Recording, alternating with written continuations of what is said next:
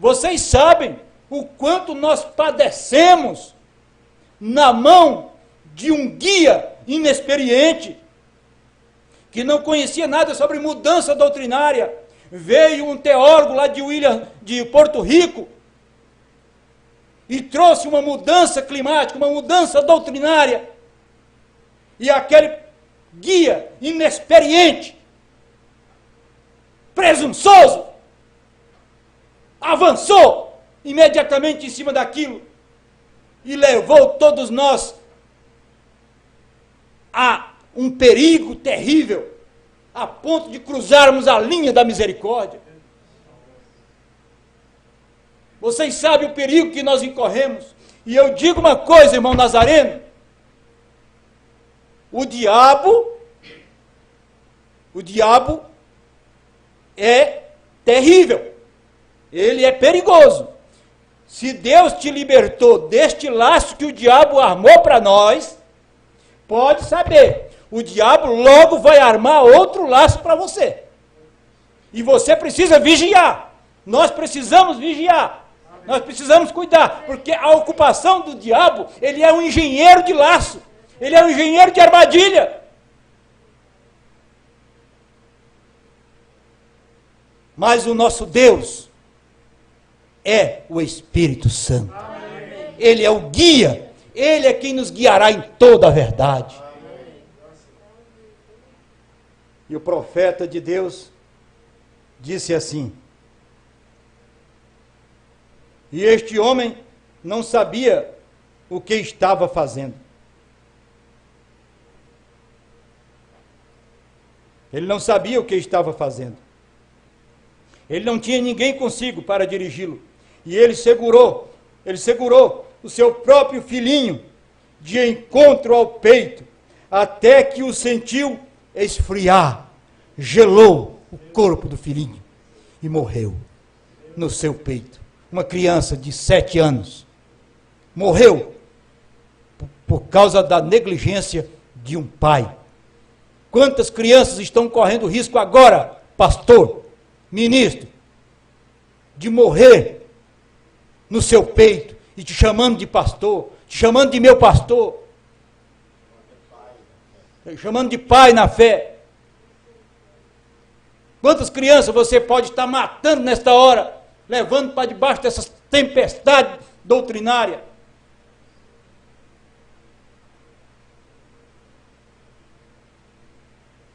E ele apertou o filhinho ali e sentiu a vida se esvaindo. E sentiu esfriar e morrer. Irrefletido. Se ele somente tivesse levado um guia consigo, ele poderia tê-lo trazido de volta montanha abaixo, independente do tempo que fosse. Veja, mas ele esperou até escurecer, então não pôde mais enxergar o caminho. É assim que o diabo está fazendo através desses pastores que não sabem manejar bem a palavra da verdade.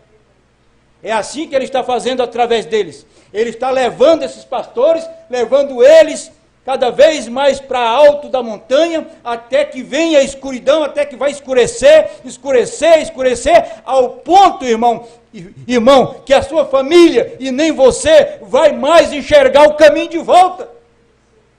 Entende? É aí que ele vai levar você. Veja o perigo que está correndo a sua família, veja o perigo que está correndo a sua vida, a sua alma.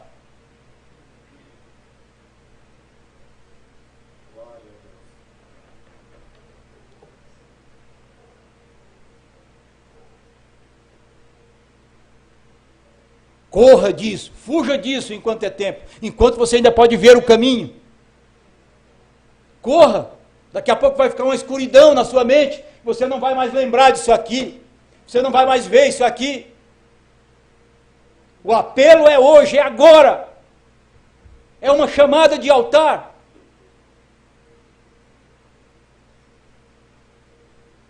E o profeta disse: esse é o problema com os cristãos hoje. Esse é o problema com os cristãos hoje. Eles esperam até que a escuridão caia. Foi o que aconteceu conosco. Nós esperamos demais. Eu tinha que ter arrepiado com aquilo lá nos primeiros 5 anos que eu estava lá.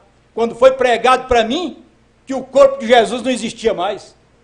Esperei ainda, esperei mais 10 anos. E a escuridão veio. E foi escurecendo. E foi escurecendo. Escureceu tanto que eu comecei a ver o João. Comecei a ver o João, mas peraí, é João, representante da noiva? É João, representante. Ah, mas eu acho que eu estou tendo é pesadelo. E de repente, Deus começou a mostrar alguma coisa. E nós começamos a entrar em choque. Aí ele disse, não, mas não pode ter choque de doutrina entre nós. Como não? O primeiro choque de doutrina, sabe onde foi? Foi lá com Caim e Abel. E de lá para cá veio dando choque nessas duas sementes. Até aqui. E como é que você diz que não vai ter choque de doutrina? Claro que tem que ter sim um choque de doutrina. A doutrina falsa e a doutrina verdadeira. As interpretações particulares e a mensagem do profeta. É um choque constante. Você viu o choque que deu outro lá em Santa Maria?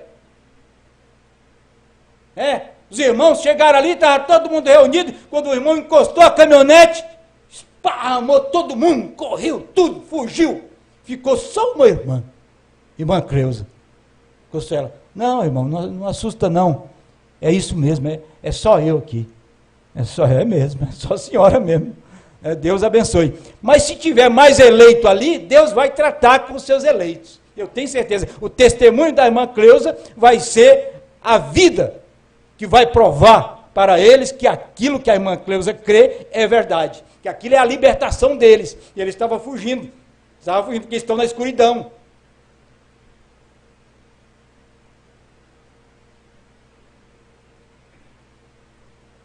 E agora aqui o profeta disse, é assim que acontece com os chamados cristãos hoje. Eles esperam até que a escuridão chegue, que a escuridão caia, e então você constata que foi deixado sem o guia.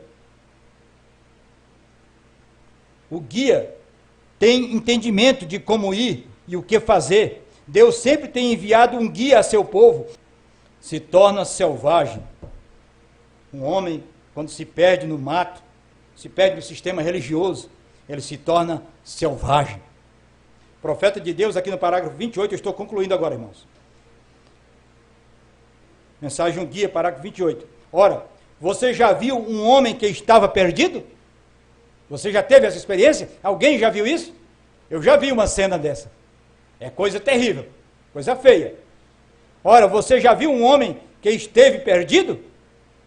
Alguém já teve a experiência de trazer de volta um homem perdido? É a coisa mais lamentável que já se viu. Viu, meus irmãos? Não chegue ao ponto de você se perder nesse mato. Não chegue ao ponto de você se perder nessa selva religiosa, nesse sistema denominacional que desacredita do profeta de Deus. Não. Também não chegue a entrar nessa mudança climática de doutrina errada. Ele disse, alguém já teve a experiência de trazer de volta um homem perdido? É a coisa mais lamentável que já se viu. Quando um homem se perde, ele fica descontrolado. Ele fica descontrolado.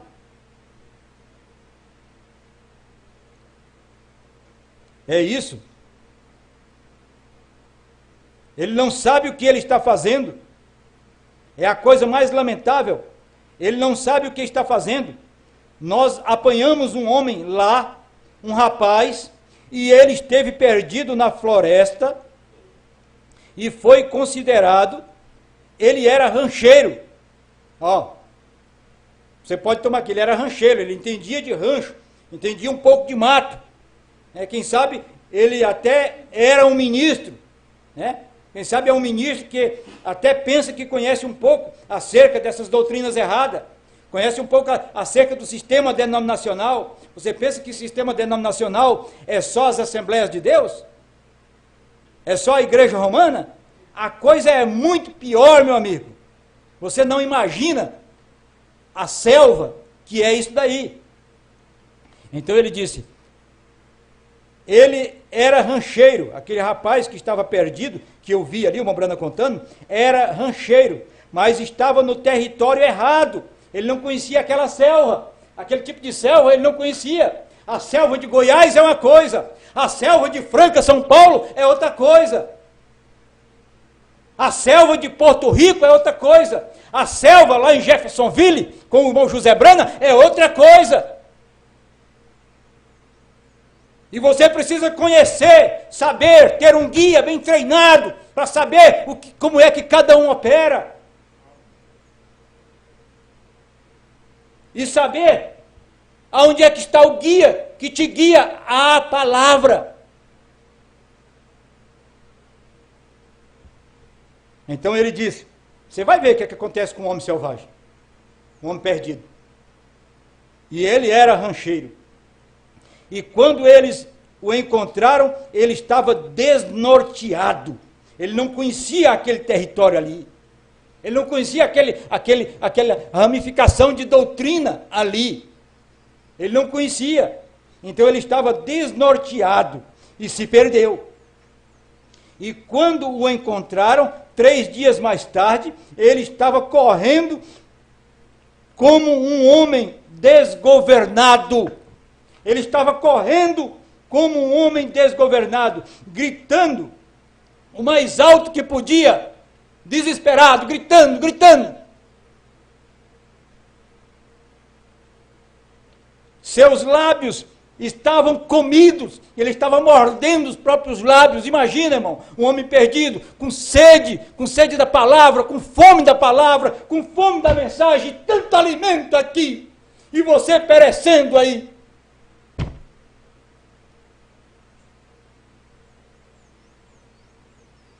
E ele disse, e quando o encontraram, e ele estava comendo seus lábios, ele estava se mordendo, ele estava descontrolado, nós apanhamos o homem lá, e quando eles o encontraram, ele estava gritando o mais alto que podia, seus lábios estavam todos comidos, e ele jogou fora a sua arma, que era a defesa que ele tinha, jogou fora o seu rifle, sua arma, ele jogou fora a sua Bíblia, jogou fora a mensagem, não quis mais a sua arma, não quis mais a sua proteção, ele jogou fora a mensagem, encheu uma caixa e levou lá para devolver. Estou falando de você aqui em Curitiba, não, estou falando de outros que já fizeram isso. Mas serve para você também. E ele jogou fora a sua arma e não sabia o que fazer.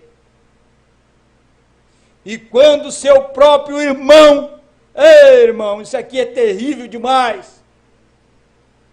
E ele jogou fora a sua arma e não sabia o que fazer.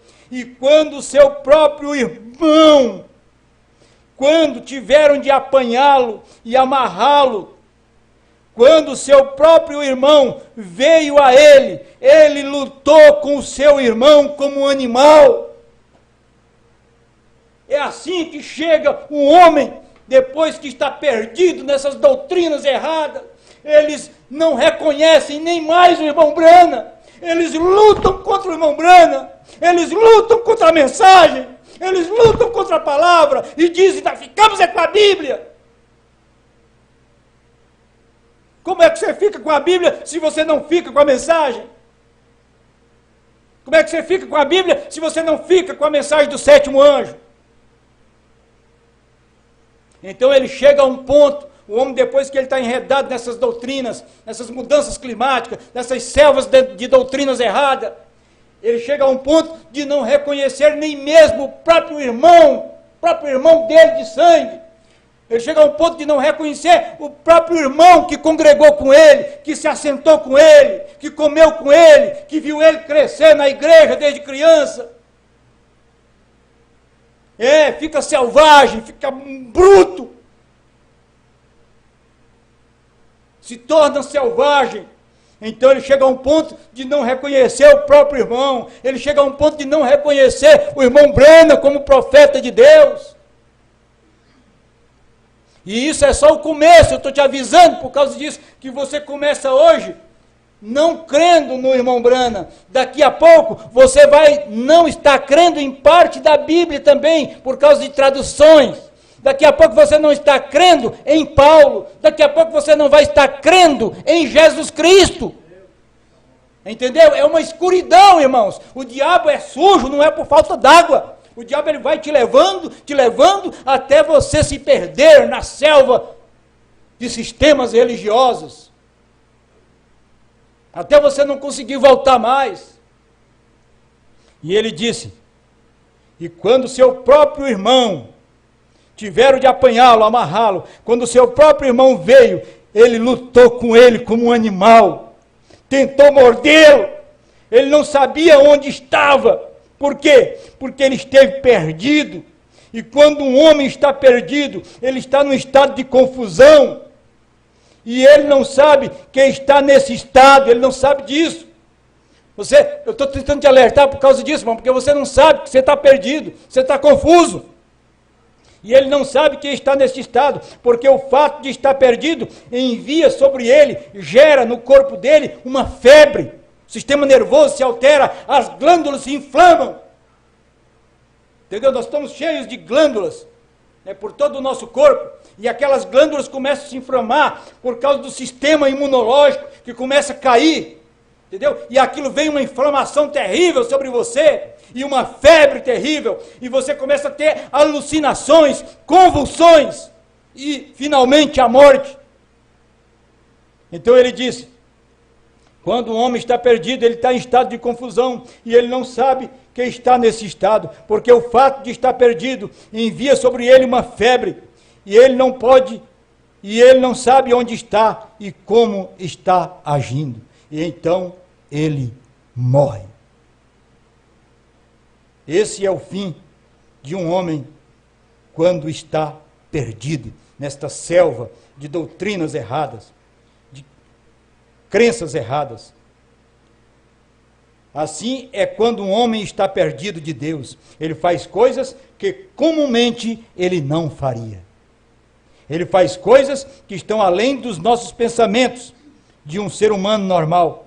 Um homem perdido de Deus, uma igreja perdida de Deus, ele faz coisas horríveis, ao ponto de descrer da palavra, descrer da verdade. Está perdido. Um homem perdido está em estado de desorientação. Ele é um louco.